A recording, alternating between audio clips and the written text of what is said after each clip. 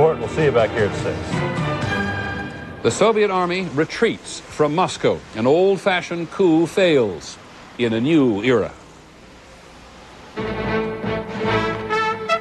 From ABC, this is World News Tonight with Peter Jennings. Good evening. A great day in the middle of history, said President Bush, and given the history of the Soviet Union, who would have believed it 60 hours ago? Tonight, Mikhail Gorbachev is again president of the Soviet Union. The men who tried to bring him down are either under arrest or being hunted. We're not absolutely sure. Boris Yeltsin, the Russian president, once dismissed as a loose cannon on the Soviet political scene, has stared the cannons down and emerged as the man who's kept the Soviet Union from being plunged backwards. The pace of events today has been difficult to keep up with, and there are still some mysteries.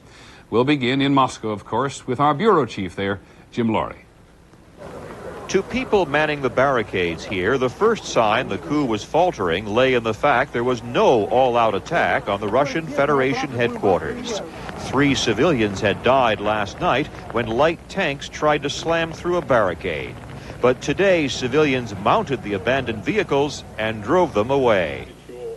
Then Boris Yeltsin went before the Russian parliament to reveal one of the coup leaders, KGB Chief Khrushchev, had agreed to send a delegation to meet with Gorbachev under house arrest in the Crimea. The delegation was soon on its way. Yeltsin also reported key members of what he had called the criminal junta were flying to the Crimea as well. Some reports said they wanted to cut a deal. Another said they had gone to apologize. On Soviet television, the newscaster was suddenly free to report what he wanted. "I'm sorry to have lost my place," he said. "I'm so excited." By early afternoon, military convoys were seen heading out of Moscow. Tank drivers confirmed the coup was ending. The withdrawal came after dissension had developed in the military. At least 2 crack airborne divisions revealed they had thrown their allegiance to Yeltsin. With the area near the Kremlin empty of troops, people gathered for a victory rally outside KGB headquarters. Late in the afternoon, Gorbachev's allies started to reappear, including Foreign Minister Besmertnik, who told reporters he really had been ill. And even now, I have a temperature. My doctor, sitting there, can confirm this. I was not detained at any time. By early evening, the Soviet media reported the Committee of 8 had been disbanded.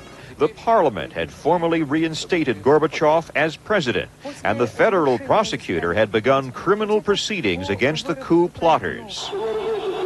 Independent Russian TV was back on the air, satirizing state television for having been puppets of the hardline junta. Tens of thousands of people outside Boris Yeltsin's headquarters were elated. In their view, he had saved the day.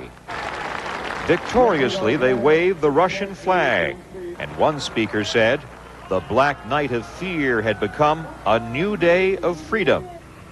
And yet, the barricades around the Yeltsin headquarters remained up tonight, in fact, reinforced.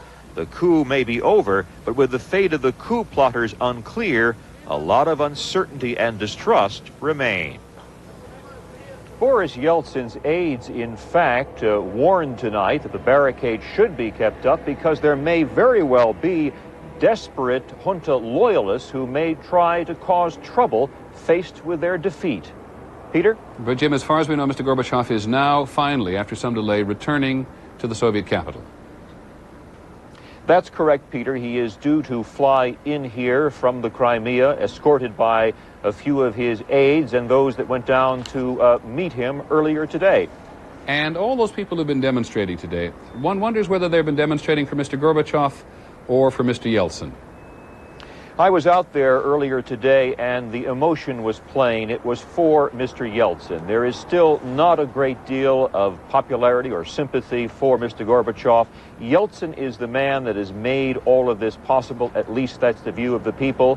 And he has been acting very presidential in the last few days, and he still has been issuing decrees. Even tonight, for example, he criticized the state television, saying that the chief of state TV should be replaced because he was indeed a puppet of the criminals, as he put it, who launched this coup attempt. Okay, Jim Laurie, our bureau chief in Moscow, thanks very much, bearing in mind that he is at the very heart of the Russian Republic. But here's an example of the distrust that Jim Laurie was talking about in his report. The chairman of Boris Yeltsin's defense committee, General Konstantin Kubets, was asked if he was sure the coup had collapsed. "I will be sure," he replied, "only when I have the firing squad that will execute these scoundrels." For the people out there with whom Jim was, most of them young, those on the barricades, it is now time to celebrate. Here's ABC's Rick Inderfirth. Alexei Lisasky is 18 years old, an economics student at Moscow State University.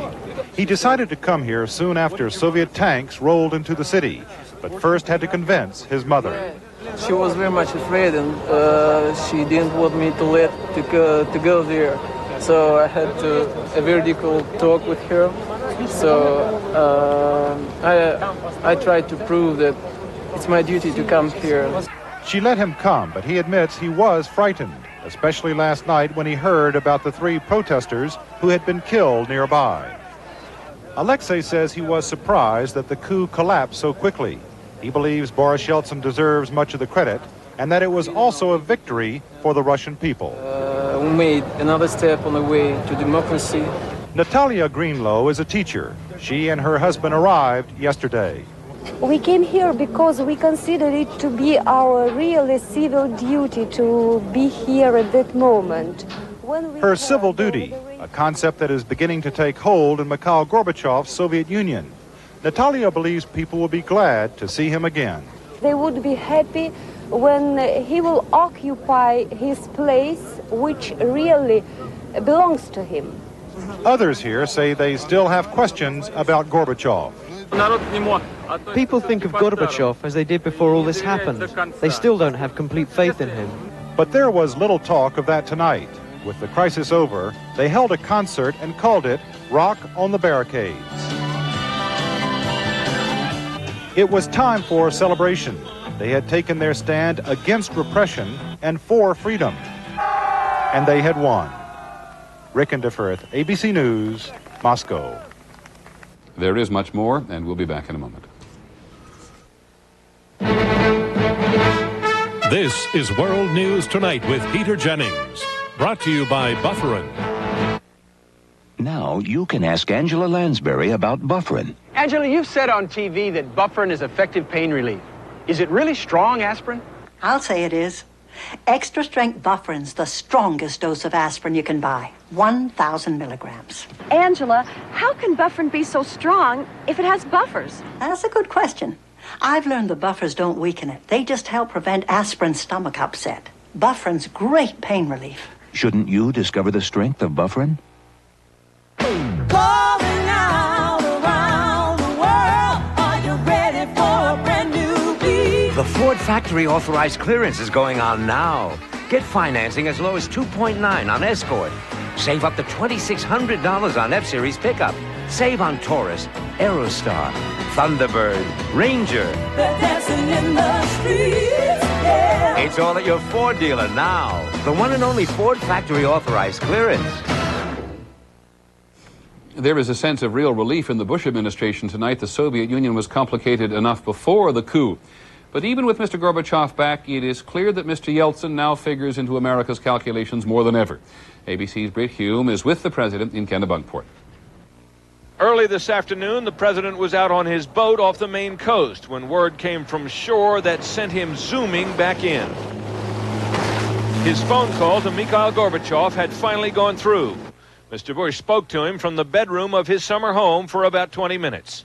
He sounded in good physical condition. Indeed, his voice was buoyant.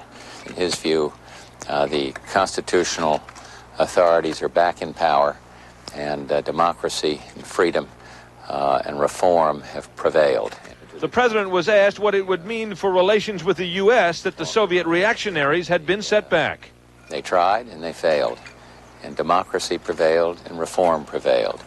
And that's what this is all about. So I think that I expect the relationship to be, if anything, even better. Better, perhaps, but as the president had earlier implied, also different, since U.S. policy must now take into account the emergence of Boris Yeltsin. He leads the world looking at him as a very courageous, individual, duly elected by the people, standing firmly and courageously for democracy and freedom with enormous stature as a result of that. But what about the flamboyance that had earlier caused U.S. policymakers to view Yeltsin with suspicion? I don't detect any less flamboyance, and in this instance, the flamboyance is a very positive quality as you climb up there and encourage your people. The president says the central lesson in all of this is that once democracy and freedom have gotten started, they cannot easily be stopped. That is no doubt what he really believes, but it is also what he would like Gorbachev and Yeltsin and whoever else ends up in authority in Moscow to believe as well. Peter? Brett, I'd like to take the Yeltsin factor just a little further. The president's been saying Gorbachev, Yeltsin in the same breath all day. Are we hearing realistically the new policy that you've got to deal equally with the two now? Absolutely we are. I think the president has not only, in a hard, sort of realistic sense, gauged Yeltsin as being a major political factor in the Soviet Union, but my sense as well, Peter, is that he has been personally impressed with Yeltsin, particularly with his courage in standing up the way he did when the outcome was by no means clear. Okay, Britt, thanks very much. By some accounts, it is not absolutely clear everywhere in the country. The coup may be over, Mr. Gorbachev on his way back to Moscow, but there is a report tonight from Lithuania, and that's the Republic of Lithuania, that Soviet troops and Lithuanian security guards have exchanged gunfire near the parliament buildings in Vilnius. A spokesman for the parliament says the shots were fired when the Soviet troops there tried to force their way onto the parliamentary grounds, and one person on each side, according to our reporting, was wounded. We'll have more in just a moment.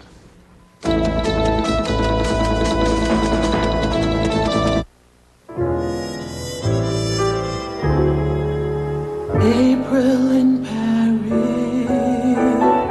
He spoke English like I spoke French, but somehow we talked for hours over coffee. Coffee so rich, I thought I'd never taste its like again. Discover the deep, rich flavor of Maxwell House Rich French Roast. Encore un café?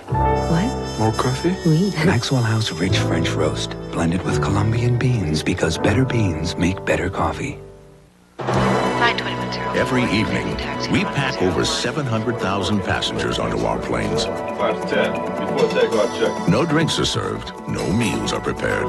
Yet our customers love our service, like our UPS Next Day Air Letter. Guaranteed overnight delivery by 10:30 a.m. And for just $9.75, far less than other companies charge. Set takeoff thrust. No one seems to mind that there's no in-flight movie. Because sometimes the day ends and the pain doesn't, we're introducing new Tylenol PM. It's more than relief.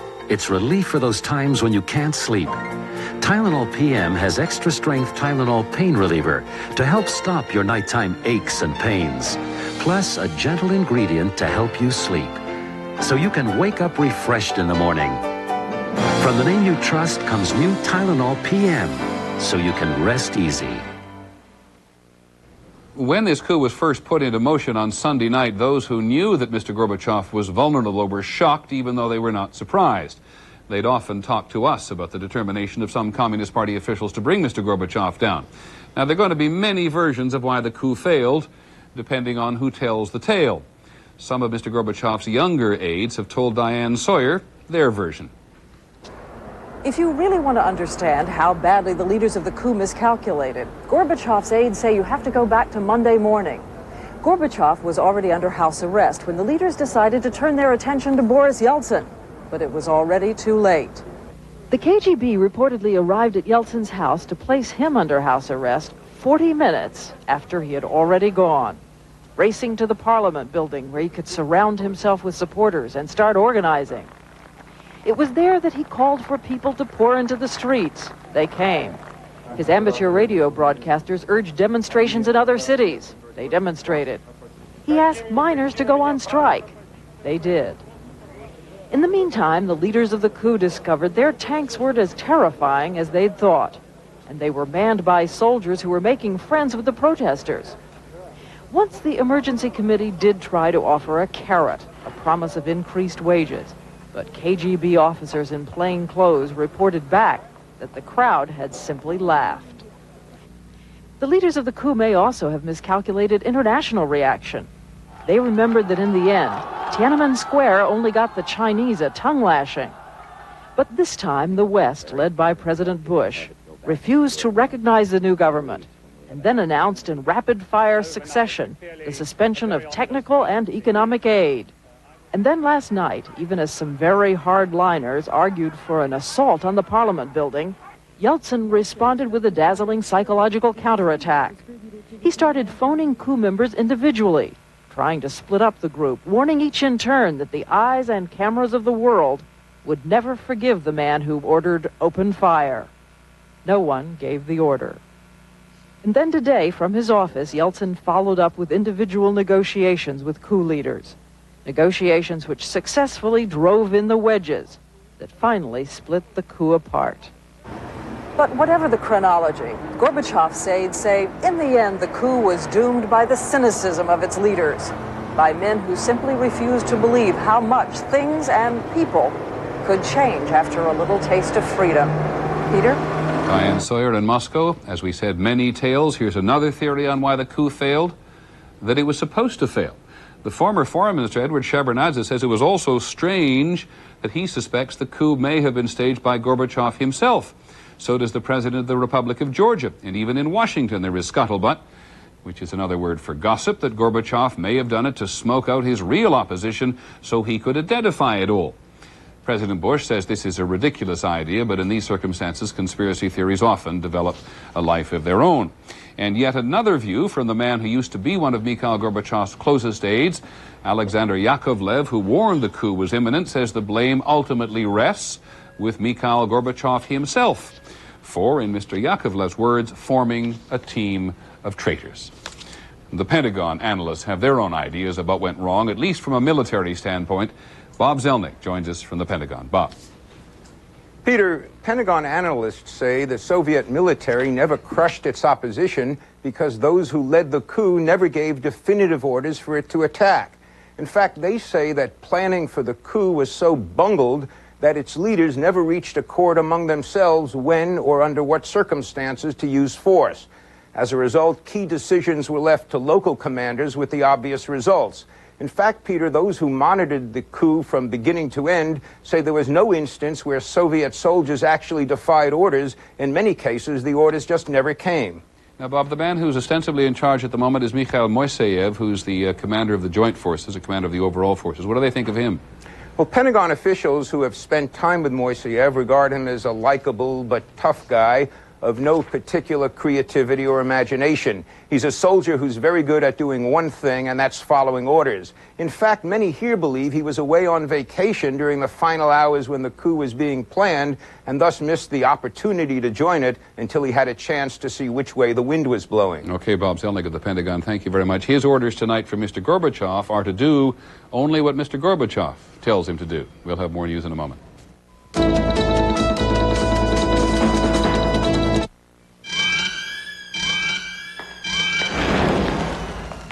Evidently, some people have money to burn. Why else would they pay an outrageous fee to carry a simple credit card when they could carry the Discover card, the card that charges no annual fee, yet pays cash back on every charge, which means it puts money into your pocket instead of burning a hole in it. It pays to Discover. I soak my dentures and use mouthwash, but sometimes I use toothpaste and mouthwash, but sometimes Wait, all you need is denture cream. In just 90 seconds, denture cream gets dentures nearly twice as clean. Plus, it has minty mouthwash ingredients to freshen dentures. All you need is denture cream. I'm glad they have Fruit of the Loom boys briefs on sale. I know. Our boys are growing up so fast. Seems like yesterday mine was in diapers. Look, honey, I bought you new underwear. They have a great price on Fruit of the Loom 100% cotton briefs. Why do they call women's underwear briefs when they used to call them panties? The same reason they call these trousers pants when they used to call them slacks. Well, that clears that up. This Kmart looks totally different. It's because it is. Like Coach always said, hit him in the numbers. Who do the pros call for an all-pro deal on hot, delicious pizza? Who do you think? Hello, Domino's Pizza. pizza. Call now for Domino's kickoff deal. 2 medium cheese pizzas with 4 servings of Coca-Cola Classic or Diet Coke for just $9.99. Add your favorite toppings for just a little extra. And get free NFL quarterback trading cards. Only from Domino's. Call now, dude. Oh, yeah. Presenting the Gripper Zipper from Ziploc. Now the easiest closing bag there is. In fact, even the little ones can close it. Hello. Feel the zipper. It's locking. Feel it close the first time, every time. Ziploc bags. With the Gripper Zipper. We welcome to the broadcast again 2 Americans who are leading analysts of the Soviet Union who've had a difficult week. Bob Legvold, the director of the Harriman Institute at Columbia University, and Condoleezza Rice from Stanford University, both of whom have advised President Bush. Bob Legvold, to you first of all. Realistically, who's going to run the Soviet Union now? Realistically, a partnership between Yeltsin and his colleagues at the Republic level, together with Gorbachev, but a partnership that has a junior and a senior partner, and that new senior partner is Yeltsin. Now, with the republics around the country, or with the republics around the Union recognizing this weakness at the center, aren't they likely to want more now, and isn't that likely to cause even greater instability in the future? Well, the outlines of that were already written into this new Union Treaty. Although there is ambiguity in it, many questions that are unanswered, by and large it has conceded critical power to the republics. The immediate task, is to simply complete that Union Treaty and eliminate the ambiguities in it. Then down the road, when you're trying to work with a structure that gives the republics a lot of power, the question is whether you can create a partnership among them, whether the center can manage this process. Condoleezza Rice, let me put the military question to you. Some have been faithful to the plotters of the coup, some have been faithful to the Constitution, one could argue, and some faithful to Boris Yeltsin. What does this mean for the Soviet military as a whole? Well, the remarkable thing is that while all of us were watching to see whether or not conscripts would fire on the Soviet people, we weren't watching the high command, which seems to have splintered actually quite badly, and military commanders going their own way. I heard the report that they never received certain orders, but certainly that allowed their proclivities to come out, and it turns out there are some reformers among the military high command. Yet this is a very dark day, I think, for the Soviet Army, because this is an army that has prided itself on staying out of politics, and now you have them engaged in an effort through their defense minister, Yazov, to put down a democratic movement.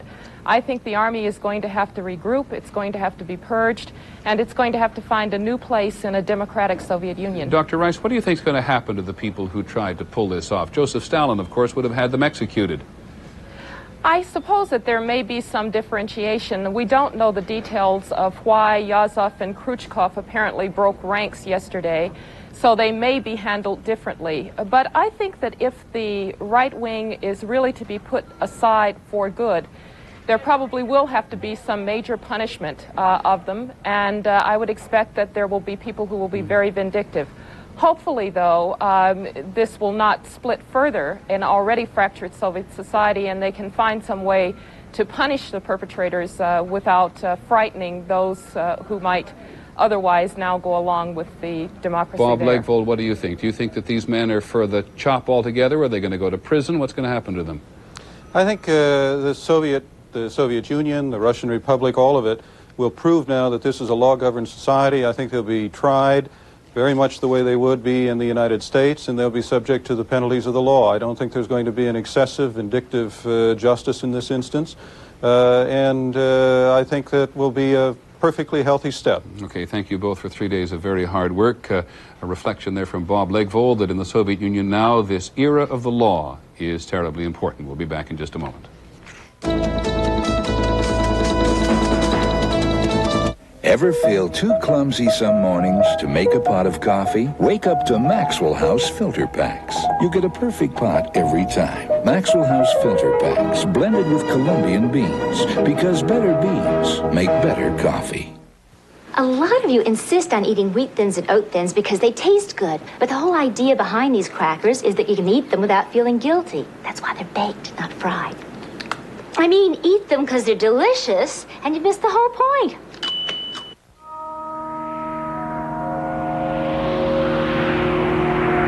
First, we created the LS400 luxury sedan.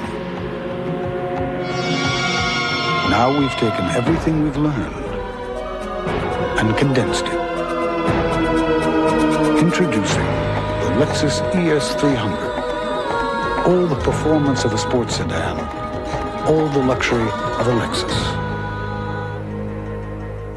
To get rid of her gray, my wife can spend 40 minutes. But I discovered this 5-minute hair coloring. The revolutionary discovery called Just for Men from the leader in men's hair coloring. Simply apply Just for Men and in 5 minutes shampoo out. Gray is blended away. The look of my natural color is back in 5 minutes. That was me, and it won't fade or wash out. My hair takes forever, but you look great in just 5 minutes. The look of your natural color in just 5 minutes with Just for Men.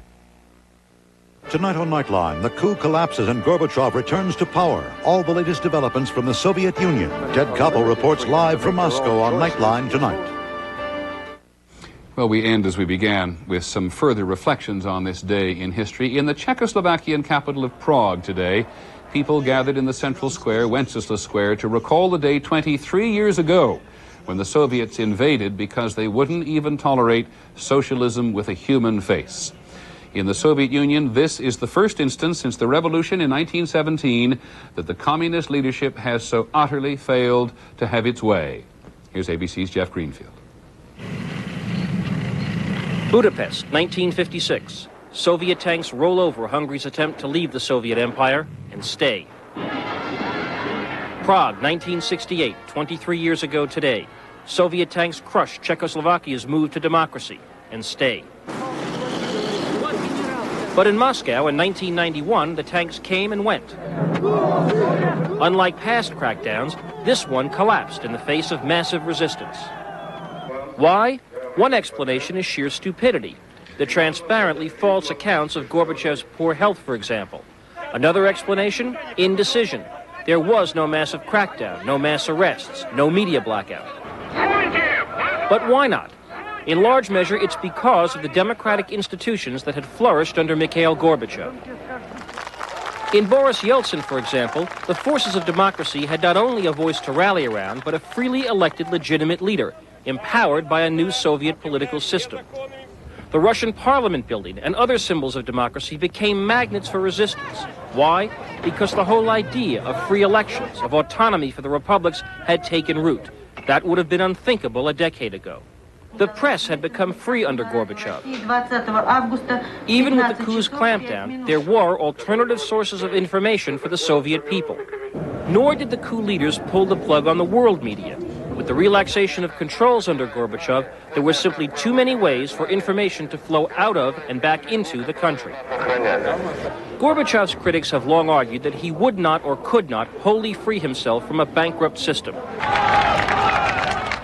Whether that was true or false, today's events suggest that the reforms he helped put in place over the years may have saved him. Jeff Greenfield, ABC News, New York. It is the job of all analysts on occasions such as this to be cautious and analytical, but it's been kind of difficult on a day, an extraordinary day in history. That's our report on World News Tonight. We'll keep you up to date on developments throughout the evening, and Ted Koppel, who's in Moscow, will have a complete review of the day's events later this evening on Nightline. I'm Peter Jennings. Thank you for being with us. Good night. And now, the news continues with Channel 2 News at